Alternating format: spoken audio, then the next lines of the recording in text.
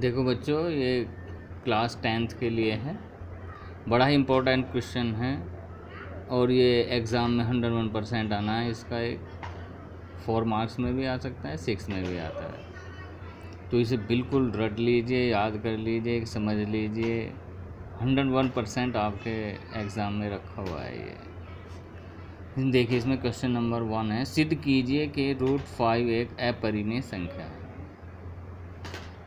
सिद्ध कीजिए कि √5 एक अपरिमेय संख्या है, यानी इरेशनल नंबर है। अपरिमेय वो होते हैं जो परिमेय ना हो। तो इसको देखिए हम कैसे करते हैं सॉल्व। बड़ा इंटरेस्टिंग है। मान लेंगे इसमें, और इसका अपोजिट मान के चलेंगे। माना √5 एक परिमेय संख्या है, यानी यहाँ हमें अपरिमेय पूछा है तो हम क्या करेंगे, इसको परिमेय मान लेंगे, रेशनल नंबर मान लेंगे कि √5 एक परिमेय संख्या है। और परिमेय संख्या की परिभाषा लगाएंगे। √5 इक्वल टू होता है P/Q। ये परिमेय संख्या की डेफिनेशन भी है कि P/Q एक परिमेय संख्या हो जहाँ P/Q एक पूर्णांक हो या सहभाज्य। तो यहाँ पर जो हमें लेना √5 इक्वल टू P/Q, जहाँ P/Q सहअभाज्य है तथा Q is not equal to 0। Q 0 नहीं होना चाहिए, यानी नीचे जो है हमारा जो डिनोमिनेटर है, हर है, वो 0 नहीं होना चाहिए। सहअभाज्य उन्हें कहते हैं जिनका जो फैक्टर है 1 हो, बस कॉमन फैक्टर। ऐसे नंबर्स लेते हैं, जैसे 2 और 3 लिया तो 2 अलग है, 3 अलग है एकदम से।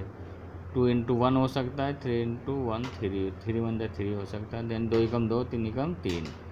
इसके और कोई फैक्टर नहीं हो सकते हैं, इनमें कोई कॉमन फैक्टर नहीं होगा। यदि हम ले रहे हैं 4 और हम दूसरा लें 9, तो इस तरह के लेने हैं जो दोनों में कॉमन ना हो, क्योंकि 4 के 2 × 2 हो सकता है, 9 में 3 × 3 हो सकता है। तो इसमें 2 और 2 आएंगे, इसमें 3 3 आएंगे। तो ऐसे नंबर लेने होते हैं जो दोनों में कोई भी कॉमन ना हो। चलिए आगे चलते हैं, इसमें आ जाइए अब आगे। बस ये आपको लिखना है P/Q सहअभाज्य है। यहाँ पर हमें क्या करना है, रूट लगा हुआ है तो इसमें क्या करेंगे, दोनों ओर का वर्क करेंगे, squaring on both side it. तो दोनों ओर का वर्क करने पर क्या होगा, P/Q whole square equal to √5 square हो जाएगा। ये इन दोनों के ऊपर स्क्वायर लगा देंगे यहाँ, इसका मतलब होता है इम्प्लाइज दैट और इक्वल टू P/Q हो जाएगा, इक्वल टू √5 स्क्वायर से हट जाएगा, 5 रह जाएगा। 5 के पास में इस Q की मल्टीप्लाई चल जाएगी इधर, ये हो जाएगा P² इक्वल टू 5Q²। इसको इक्वेशन हम फर्स्ट कह देंगे।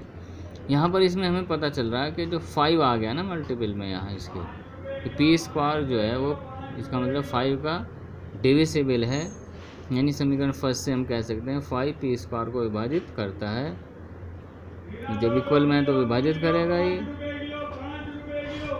तो 5 P² को विभाजित करता है, यानी डिवाइड करता है। अर्थात जब P² को कर रहा है तो P को भी विभाजित करेगा, अर्थात P5 जो है P को भी विभाजित करेगा। तो इसमें हम क्या करेंगे, P को जो है ऐसा लेट करके चलेंगे, ऐसा मान लेंगे P इक्वल टू 5m, यानी 5 का मल्टीपल में है ये।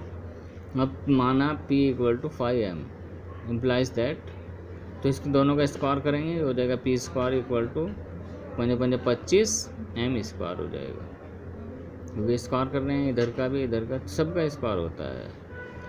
तो यहाँ इन दोनों से अगर हम देखें कि ये P² के इक्वल है 25m², ये P² इक्वल टू 5Q², यहाँ भी P² है, यहाँ भी, तो इन दोनों को इक्वल रख देंगे। इक्वल किसके आएगा, 25m² इक्वल टू हो जाएगा 5Q² के।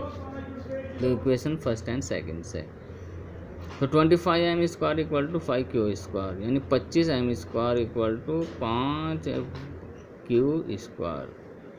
अब 5 का पहाड़ा इसमें हम चलाएंगे, 5 बार चलेगा, 5 × 5 25, ये हो जाएगा 5m² इक्वल टू Q²। ये ऐसे ही बन गया जैसे यहाँ पर था P² इक्वल टू 5Q²। यहाँ पर हमने इससे अगली लाइन लिखी थी 5 P² को विभाजित करता है, यानी 5 इधर था, इसको विभाजित करता है। ऐसे ही यहाँ पर है 5 यहाँ पर है तो 5 इसको विभाजित करेगा, जहाँ लिख देंगे 5Q² को विभाजित करता है। जब Q² को कर रहा है तो 5Q को भी विभाजित करेगा।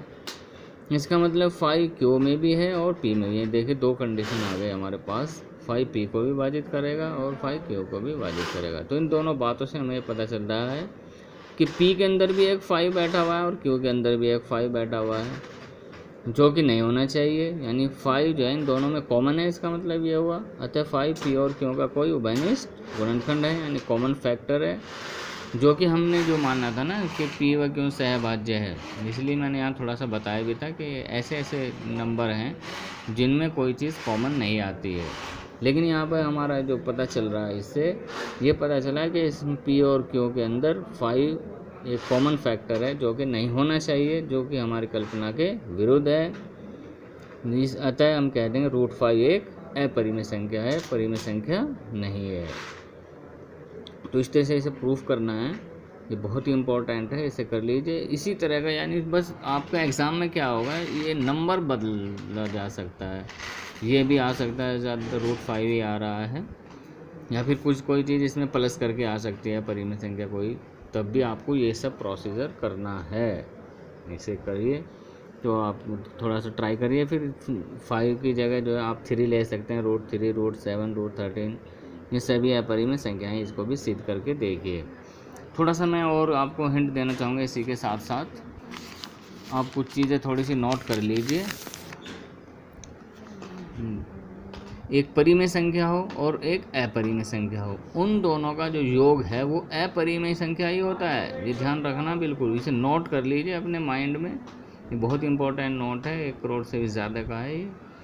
परिमेय संख्या व अपरिमेय संख्याओं का योग, अंतर, गुणन व भाग एक अपरिमेय संख्या होता है। यानी कोई एक परिमेय संख्या हो, दूसरी अपरिमेय संख्या हो, अगर हम उन्हें जोड़ें या घटाएं या उनकी गुणा करें या उन्हें भाग करें तो वो अपरिमेय संख्या ही आएगा।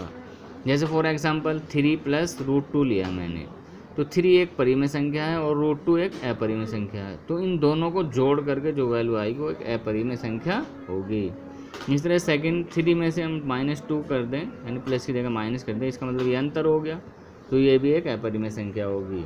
इसी तरह 3 मल्टीप्लाई और माइनस की जगह मल्टीप्लाई का साइन लगा दे, 3 × √2 यानी 3 × √2, तो ये भी एक अपरिमेय संख्या होगी। इसी तरह फोर्थ एग्जांपल 3/√2 यानी इसे भाग कर दिया, तब भी ये एक अपरिमेय संख्या होगी। चाहे इसमें रूट को पहले लिख दें, बाद में लिख दें, ऊपर लिख दें, नीचे लिख दें, उससे तब भी ये अपरिमेय ही होगा, ध्यान रखना। अब एक प्रश्न इसी के बेस में ले रहा हूँ, बहुत छोटा सा, ये बहुत ईजी है।